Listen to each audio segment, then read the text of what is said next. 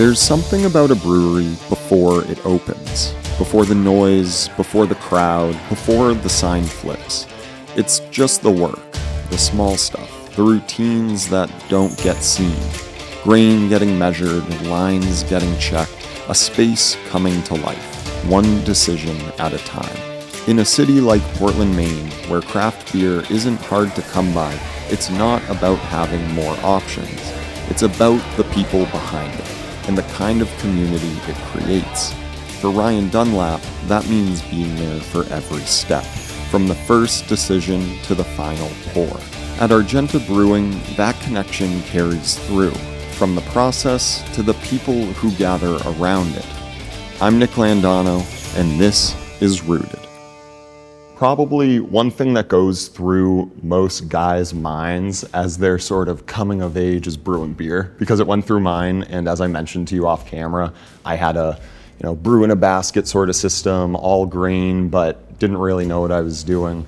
So to start, I'd really like to hear about the backstory behind brewing, what got you into it, and sort of what developed to say, I make a pretty good beer, maybe I should try doing this full time.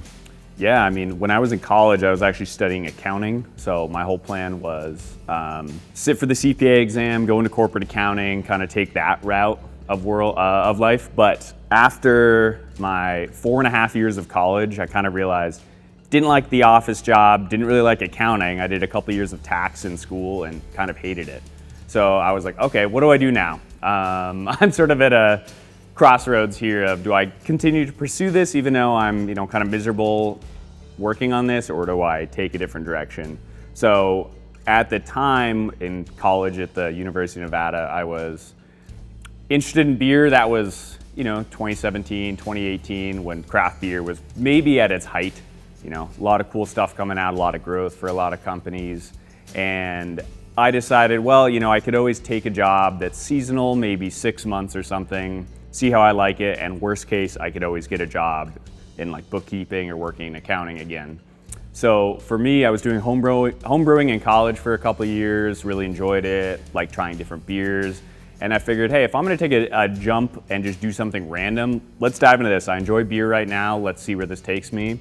So I kind of applied to jobs all over New England and the Pacific Northwest. Again, I was living in Nevada at the time, so I was just looking for a change, looking to move, and ended up getting a job in Bar Harbor, Maine at Atlantic Brewing Company as like a low-level brewery tour guide and bartender.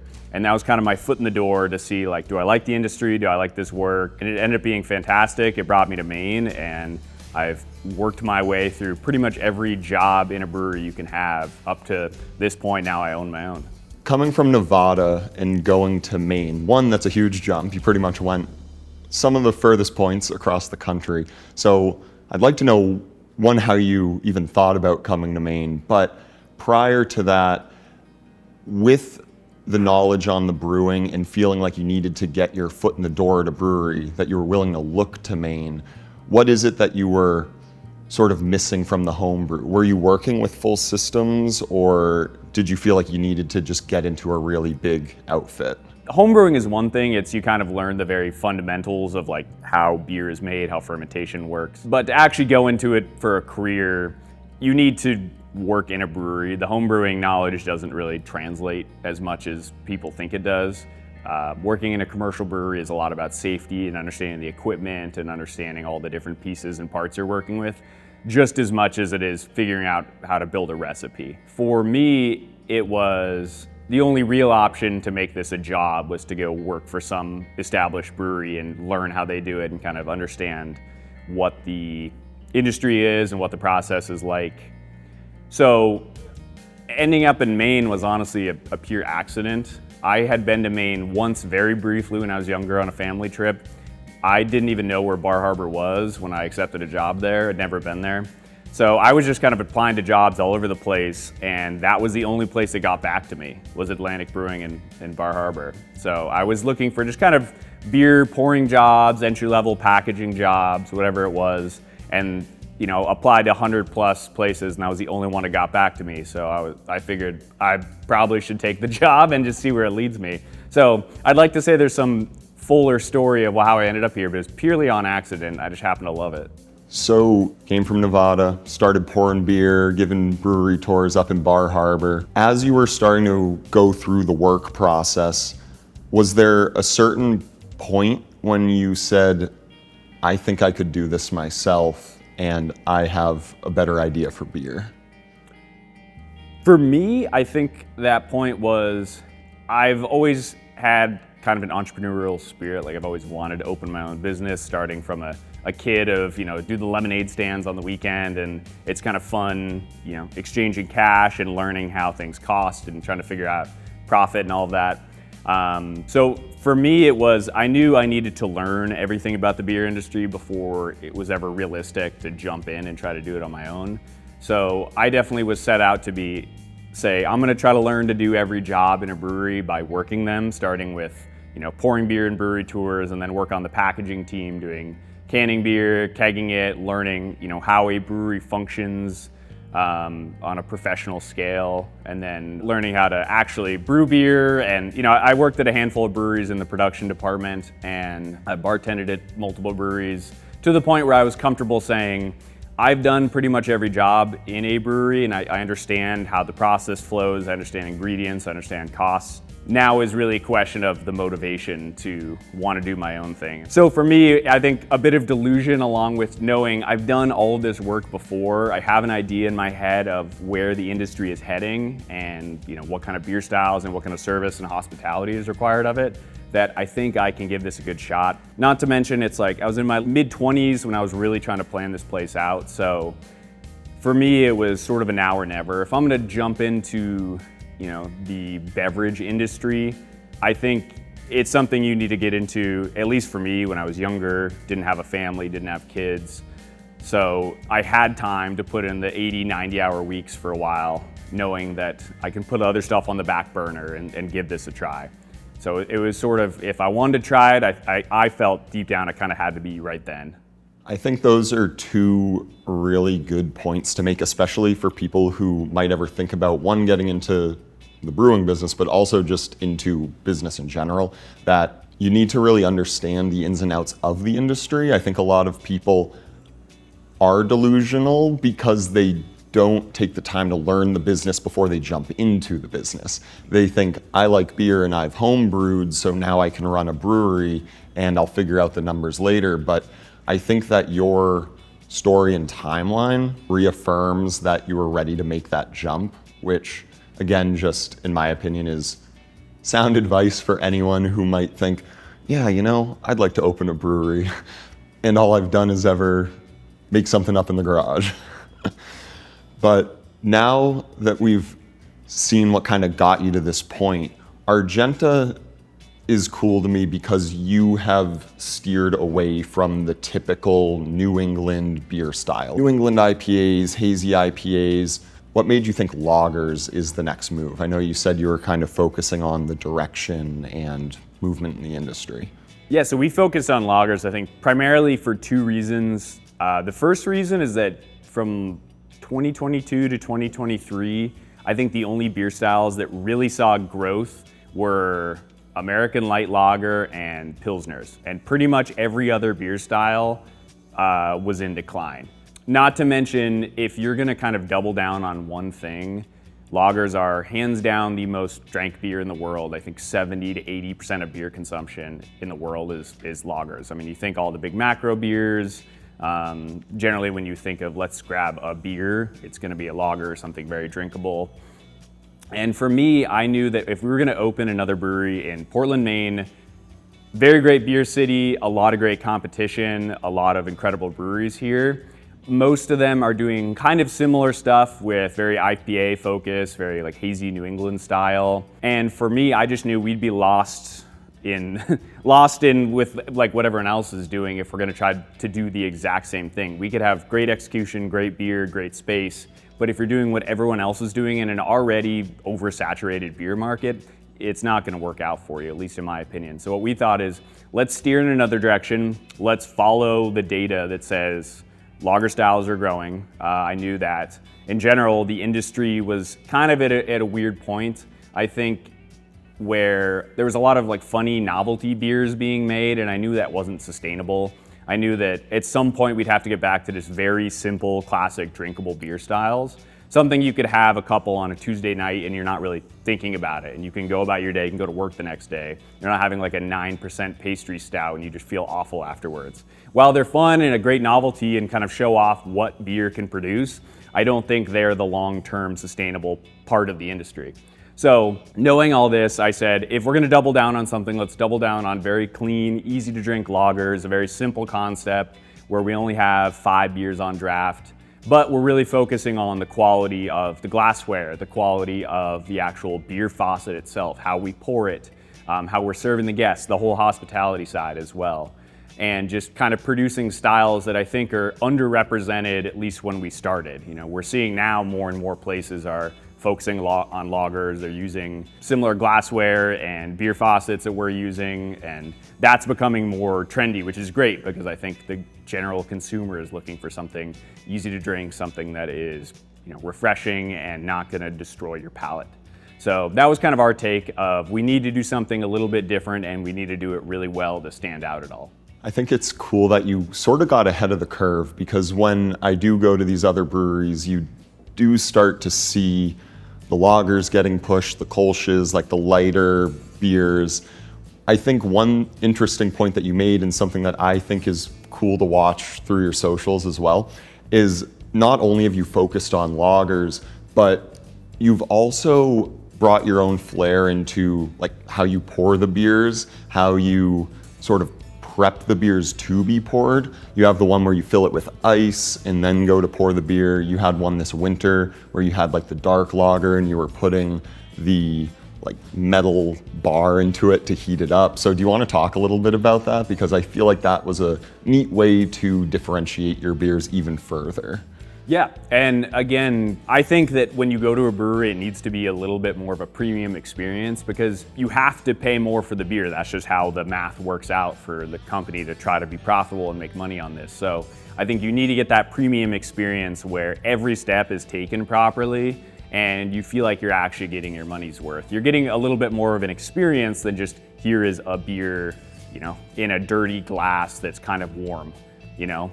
You know, that's kind of where you sacrifice the price for a more elevated experience. So for us, I thought it would be fun to kind of experiment with all these different beer styles and pour styles and different techniques that really can highlight a simple beer, a lager, but elevate it a little bit. So for example, we have our standard pour is just a half-liter pour out of a Lucre faucet in a dimpled mug. It's kind of a hybrid of a Czech style pour along with just like a very clean average lager pour. So we're pouring an American lager out of a Czech very high-end Lucre faucet. So it's kind of like the duality there of you can use this to elevate, you know, any beer you want.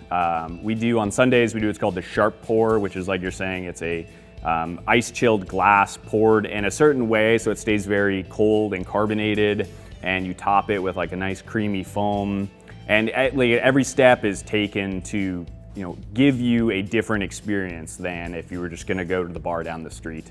Like the hot beer pokers, that's another one that we did for our anniversary, where you take like a glowing hot metal stick right out of a fire, put it in your beer, it foams it up, it caramelizes it, it just gives you a different experience.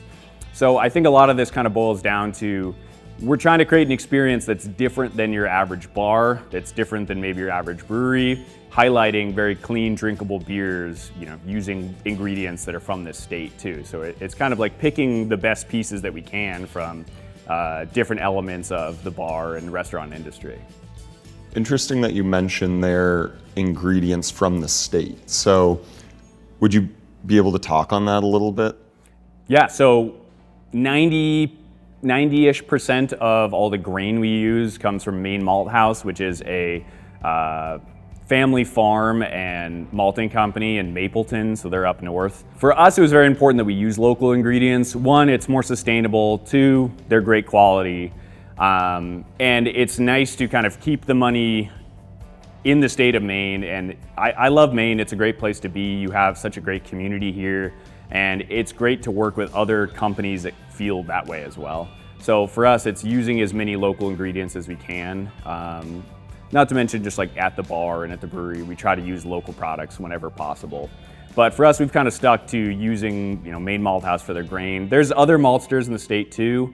It's been fun to work with them, and they're a little different because they also are the farmers as well as they do the malting.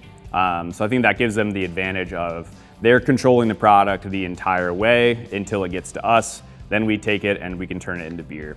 So I think it's kind of a no-brainer to use local products when you can. We've gotten a really good understanding of the business behind beer, so it would be really cool to pop behind the counter and actually take a look at the process. So, want to go take a peek? Let's brew some beer. Right on, let's do it.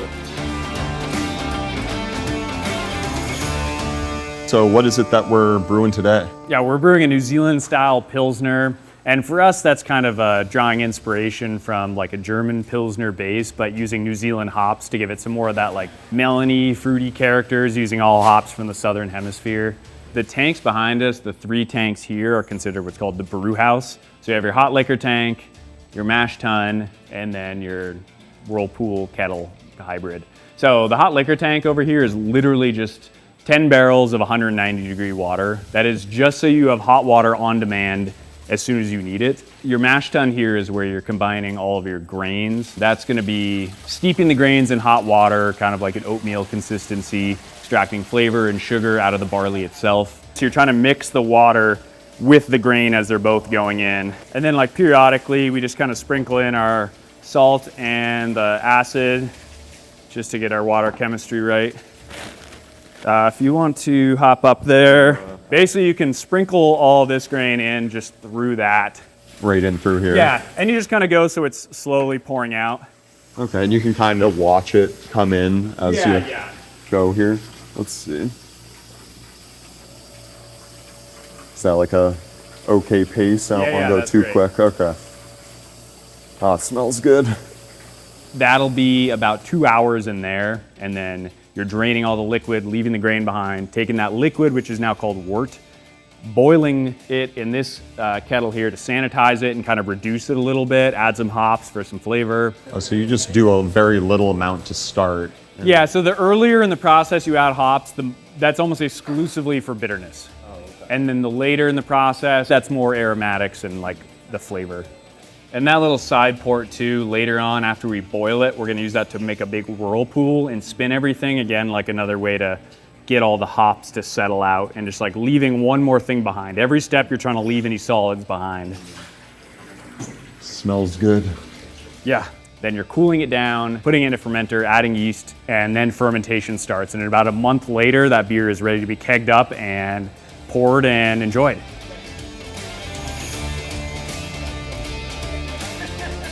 To bring it back to the brewery for a minute and to maybe talk a little bit more about the business side beyond just say the beer philosophy. We talked a little bit off camera about tasting rooms versus mass production. Could you shed a little bit of light on sort of the economics of a tasting room, maybe for anyone who's just curious about the numbers behind the business of beer? Yeah, certainly. I mean, you kind of have a couple schools of thought right now in the beer industry of there's a lot of rapid change in the industry. For 2 years in a row, we've had more closures of breweries than openings. So I think for a while we saw just this massive increase in breweries opening. Anyone with some home brewing experience and some money laying around wanted to get into it and wanted to capitalize on it. But we've reached a point of saturation mixed with alcohol sales declining, mixed with just kind of an uncertain economy to some degree, that a lot of craft breweries are struggling to keep the lights on and at a very interesting inflection point. So many of the breweries that are struggling are kind of those mid-sized breweries that are very focused on distribution. So they have a production facility and you're trying to make as much beer as you can, sell it to a distributor, and they sell it to like bars, restaurants, and stores. That model becomes difficult when sales slow down, but you still have all that overhead to deal with. So you still have loans on all of your tanks in the building, and your utilities are really high, and you have a full staff of brewers and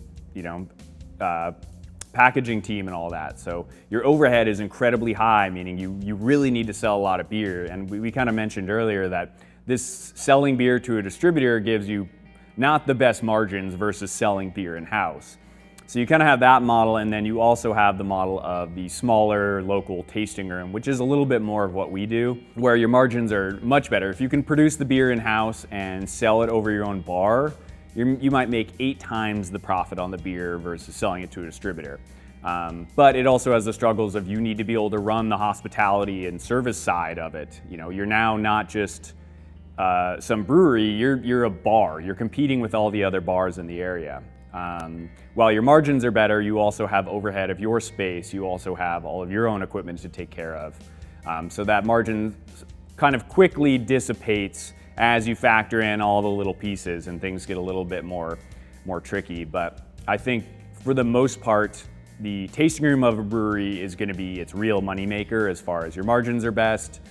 You can control the process the entire time. You know, like I mentioned earlier, you can be very particular about not serving beer in a dirty glass and making sure that every customer is treated a certain way here versus when you sell your beer to a distributor, it's kind of out of your hands at that point. You can't control every little piece anymore.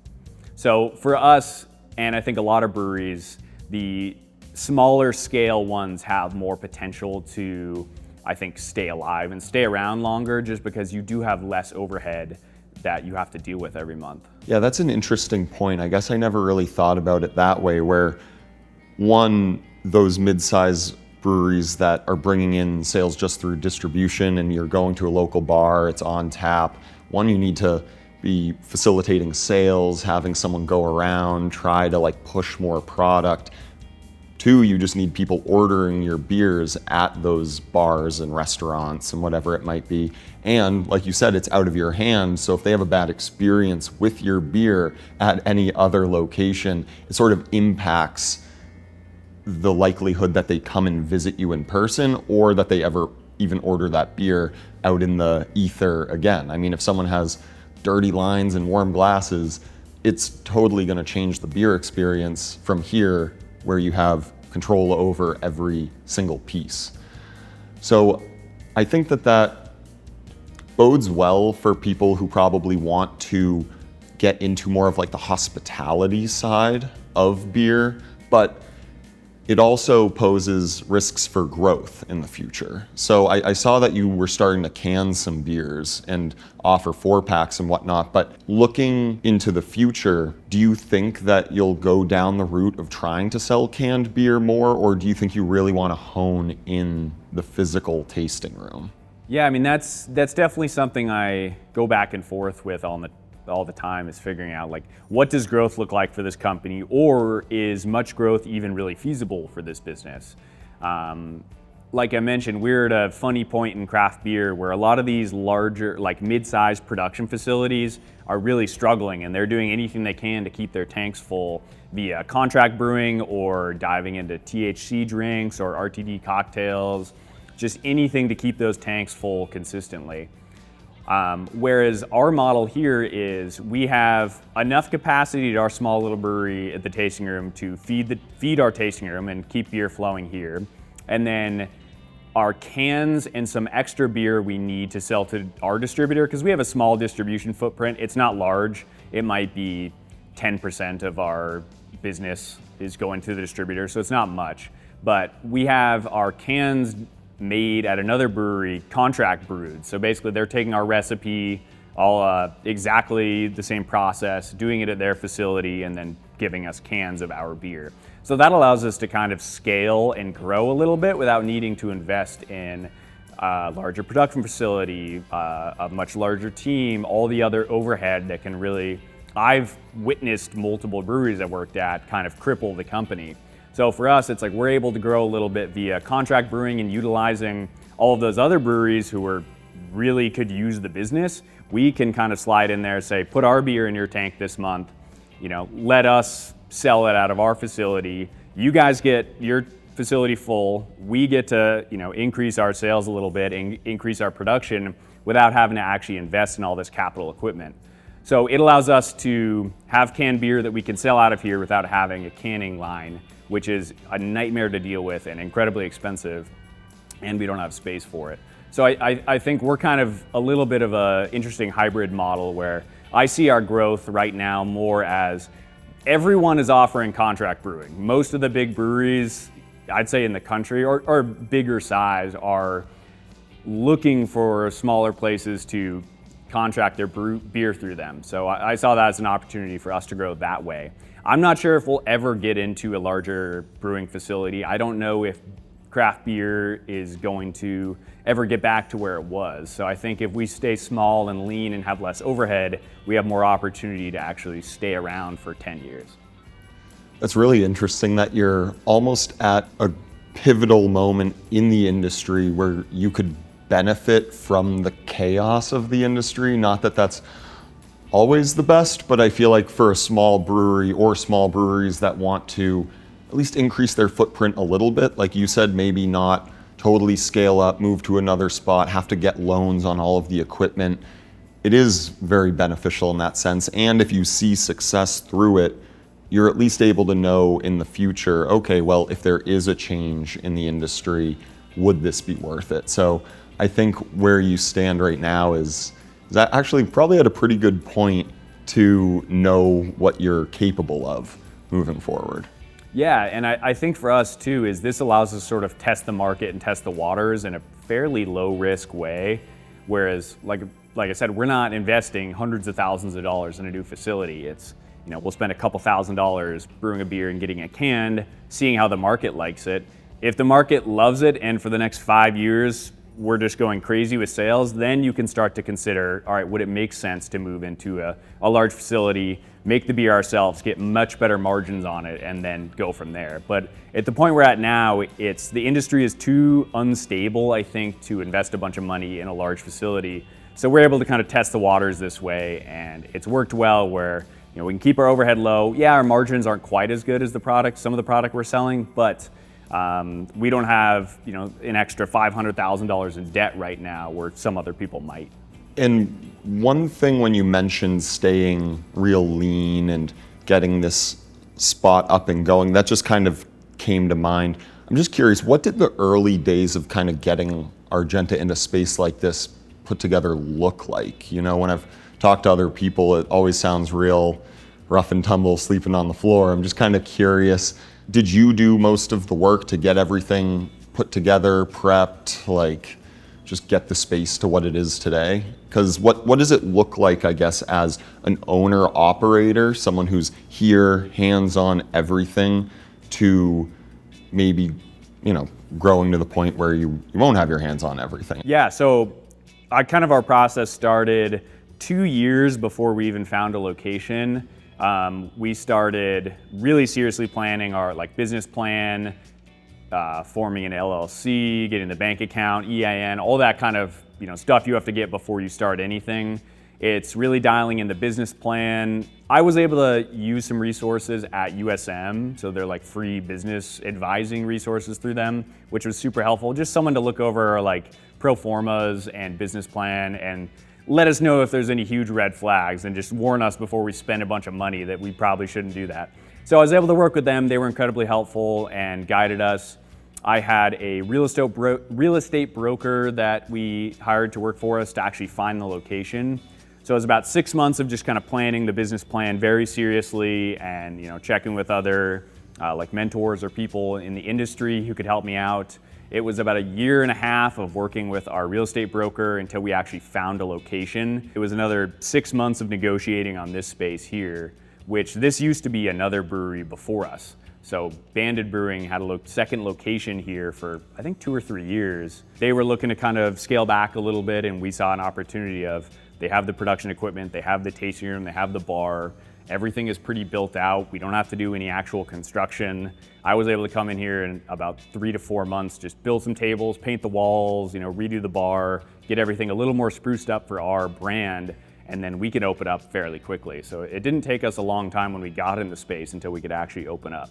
With Banded scaling back, did they already have all of the equipment that you're using today here? Yeah. So you were able to negotiate all of that in and kind of get your foot in the door much easier? Pretty much everything was here. All the brewing equipment was here. There was a couple smaller things we needed to get, but we knew this was going to be as turnkey as it gets. And we didn't have a lot of money to sit around and wait for 8 months to a year of like a build out. So we kind of had to get in, start making money right away. So which worked out well for us. You know, they were looking to scale back. We were looking to move into a space just like this in a neighborhood that's walkable, that people live in, and is fairly accessible. That ends up working out incredibly well, Yeah. especially for anyone. I feel like that's not something you can necessarily replicate if you're trying to get into the beer business. Yeah, in some sense, we did get lucky with some of this stuff. It's like this place happened to be on the market when we were looking. You know, there happened to be places looking for contract brewing when we were looking. So some of it is just good timing, in what seems like a bad timing industry. But I feel like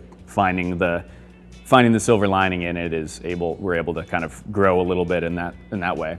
I think a lot of people who go into business, there's always that element of luck paired with expertise, where everyone I talk to, there's always some level of good timing or some level of, you need to be able to see the opportunity to take it, obviously.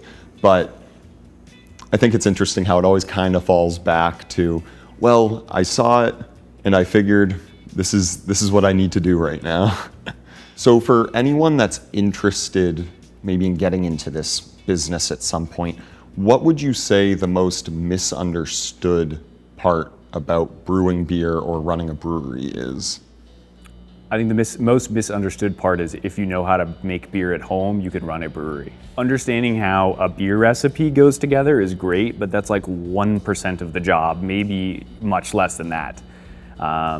Even knowing how to make beer and run all the equipment and clean tanks and understanding the science behind it is still a very small part of it. I think at the end of the day, and this is where a lot of breweries have struggled in the last 5 years as the industry hasn't seen rapid growth and has kind of stagnated a bit, is the business model only worked with basically endless customers. But as the customers dwindle a little bit and people aren't as interested in the novelty of craft beer and they just, you know, you're now just a bar basically, or just another beer, it's people not understanding the business side of it. So understanding your labor costs, your cost of goods sold, like what your benchmarks should be for how much your rent and your utilities cost every month. So I think a lot of people, especially early adopters into the craft beer industry, were just like, oh, I homebrew, I can run a brewery. It's like, that's great, but that's a very small amount. It's like, do you understand how to run the hospitality and the front of house side? Do you understand how to, do all of that behind the scenes cost of goods analysis to really understand like, where's your price? Are you making money on this stuff? And I think that is the most misunderstood thing is, how to make beer, you can work at a business. And I think I luckily had experience working in businesses. Like I was working as an accountant, so I understood the numbers, and I understood that would be a crucial part of the industry, and running your own business is you have to understand your numbers. And that's where I think a lot of breweries right now in 2026 are reaching a point of they might not, and they need to learn how to run the business side of it just as much as you need to know how to make really good beer. Like you said, some of these ones that were popping up, probably their overall success was just the volume of people at that point. So I agree. I mean, as a lot of people in business say, the numbers don't lie, and that's what you need to pay attention to. Yeah. So I guess looking forward one more time for the future of Argenta, what does the success of Argenta look like to you? I would say the success of this place is I'm able to delegate most of the day-to-day operations as far as like beer production, bartending staff. And I think we mentioned this before, but really trying to become a part of the community and be a place that people routinely come and hang out and meet friends, and we know our customers' names and we feel like we're integrated in the community here in Portland. I think that's really important to me. I think this company realistically might cap out at $500,000 a year revenue, and that's where we are. And if we stay lean and keep the same operations, we're profitable at that point. We're comfortable. We have a small staff. We have a great location here. And that is realistically probably what success is going to look like for this company.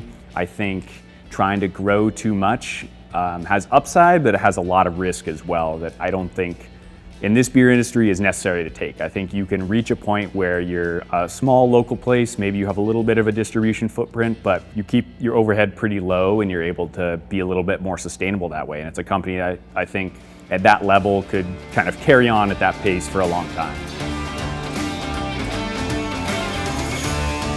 So let's pour the perfect generic American lager at Argenta Brewing Company. Okay. So clean, cool glass. You don't want to see anything in the glass. You want to make sure it's cold to the touch. You don't want a hot glass. We're going to rinse it. This is just a little glass rinser. It's just regular water, cold water. Quick rinse. What that does removes any potential dust or debris or sanitizer left on the glass. It also kind of lubricates it so the pour is like a little smoother. It's not getting caught in anything. Rinse that off. These Lucre faucets are a Czech style faucet, so we're pouring it a little bit differently. But these pieces get cleaned every night because those are gonna be submerged in the beer. So again, it's a little different than a standard beer faucet. What you're gonna do is open this and just crack it slightly. So that'll give you just foam. What we're doing on this pour is gonna build a little bit of foam and then put beer underneath it. Okay, so you start with the foam. We start with the foam, build up a little foam, open it up all the way to give us just beer. And then we're building beer underneath it, keeping that faucet submerged, keeping the glass kind of upright in there, slowly tilting it till the end, close that off. Wow, look at that. And that's what we're looking for. Yeah, that's perfect right there. So in theory, we shouldn't see like any bubbles or nucleation points on the inside of the glass.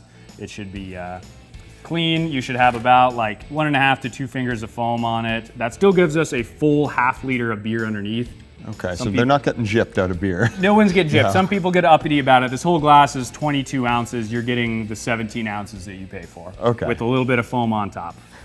Perfect. Well, should I give it a go as well? Yeah. Here? So grab a glass. Yeah, cool, clean cold glass. to the touch, and then just push it down over this. Yeah, you push it down. That'll rinse it. And just you do a couple blasts on it. 1 or 2 is plenty. Okay. So you submerge it in the beer after. We're gonna crack the faucet just slightly with the glass out of the way. Okay, so you don't have it touching or anything. Yeah, so you'll actually pull the glass out of the way. We're just gonna go right into there. Right in. Just crack it so you just get a little bit of foam. Perfect. Now you can put the glass underneath it and then jam it up in there so you want that touching. Okay. Now you can pull that all the way towards you straight. That'll give us foam, or sorry, straight beer. And then you sort of like tilt it to Slowly ensure. tilt it down at the end. And then you can close it all the way to the right when Probably you a get there. little too much head on that. Well, no, it's settling a little bit. Yeah. It's settling a little bit. Okay. That's not bad at all. Look at that. A nice little drip on the beer there. Yeah, I'd say that looks pretty solid. Yeah, wonderful. Well, I appreciate you bringing us through this whole process, all the way to the end of the generic American lager. Yeah, yeah. But cheers. Thank you, Ryan. Thank you. Delish. Beautiful. Right on the beard. Argenta Brewing, Portland, Maine. Love to hear it. Perfect. Yeah, I'd say that's a wrap on that, and a good tasting beer. Yeah. Although I feel like I probably shouldn't be having a full one in the morning, but it tastes good. Nothing like a morning beer. By the time a beer hits the glass, most of the work is already invisible. The adjustments, the mistakes, the calls you make early on that you only understand the impact of weeks later. That's the part you don't see, but it's the part that defines the result. At a place like Argenta, there's no separation between the product and the person making it. And maybe that's the difference. Not just what's being made, but how closely someone chooses to stay to it. I'm Nick Landano, and this is Rooted.